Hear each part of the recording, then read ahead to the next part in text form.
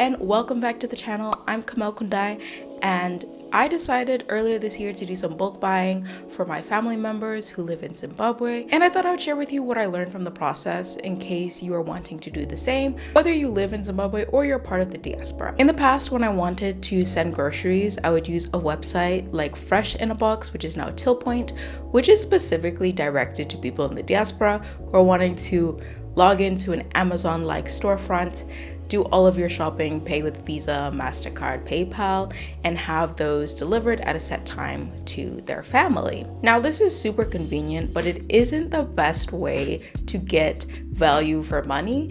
And so then I learned about tuck shops. Not the small ones that are in neighborhoods, but the ones that are in places like Highfields or in town, in the CBD. And while you can get more value for money at those, I found that they're really inconvenient if you don't have your own car. So still, I found myself looking for another solution. Which brings us to 2026. In 2026, you have a couple of different options, and here are their pros and cons. First up, you have local tuck shops, like neighborhood tuck shops.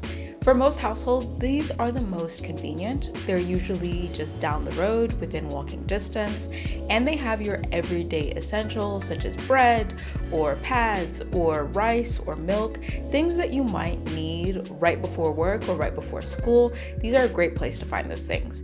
However, these tuck shops tend to have a smaller variety of brands. There are some places that will let you pay with EcoCash, but they are likely going to ask you to add a couple dollars to pay for the charges. Another big issue that has been coming up with these tuck shops is counterfeit items. You're paying the full price for the name brand, but you're getting a lesser quality or no quality at all. Then you have town tuck shops. These tuck shops have larger inventory and operate closer to like a neighborhood supermarket, but not quite at that scale. These tend to have slightly better prices than neighborhood tuck shops because they're working with so much volume. Also often do accept EcoCash, but they are really inaccessible if you're buying a large number of items because parking is so hard to find in town. So even if you're calling a taxi or in-drive to meet you after you've done your shopping, they might struggle to find a place to legally park so that you can load the car. So I find that these are great when you're buying just a few items, but if you're buying groceries for the year, this can be a quite stressful process. Next, you have online ordering using websites such as Tillpoint, which I mentioned before. These are potentially the most convenient option, even more convenient than local tuck shops because they deliver straight to your door. However, you are paying a lot for that convenience. I found that you can end up paying anywhere from 50 to 100% markup on each item just because you're buying online. So if you can afford the upcharge, I would recommend these websites because they are directed specifically to people in the diaspora. They do allow for secure checkout with Visa, MasterCard, and whatever other international payment you may have. But just know that you are not getting the most value for your money. So if you're worried about value, then this is probably not the option for you. You also have supermarkets. And this is unintuitive, but sometimes supermarkets are cheaper than every other option. This is not always the case. So it depends on how much work you're willing to do to compare prices.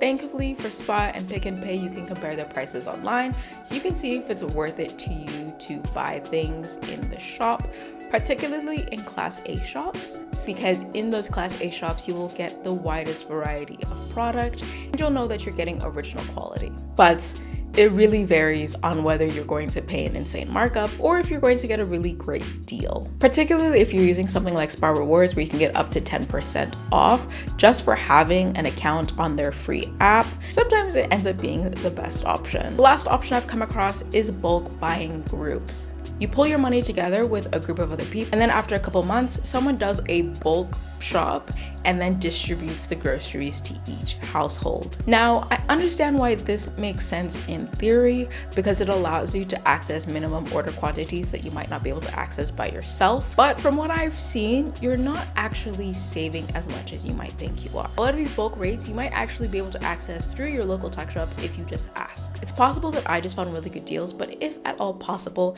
I would recommend making the orders yourself. If you didn't know, personally, I love a spreadsheet. So when it came to do the shopping, of course, I made a spreadsheet with all the groceries that I wanted to get, comparing their prices across multiple different shops. I focused on dry groceries that have very lengthy expiration dates. I had a couple of constraints to keep in mind, and these factored into my decision making. 1. InDrive would be the primary mode of transportation, so I wanted to limit the number of rounds that I was doing to any particular store or household. Therefore, going to those larger tech shops in town or Highfields was going to be an issue.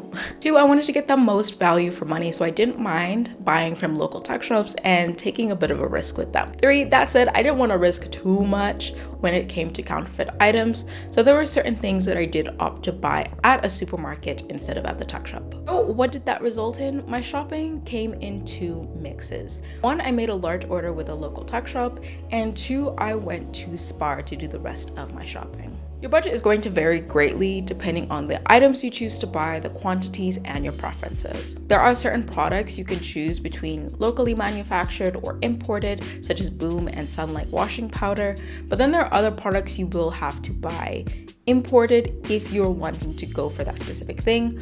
For example, a Dove cream bar will be imported. But if you don't mind what brand of soap you get, you could get Lux, which is locally made. Before I share what I spent, keep in mind prices have gone up drastically, so what was true when I made the spreadsheet might not be true now. I also want to say bulk buying doesn't have to look like buying 12, 8, or even 6 months worth of groceries.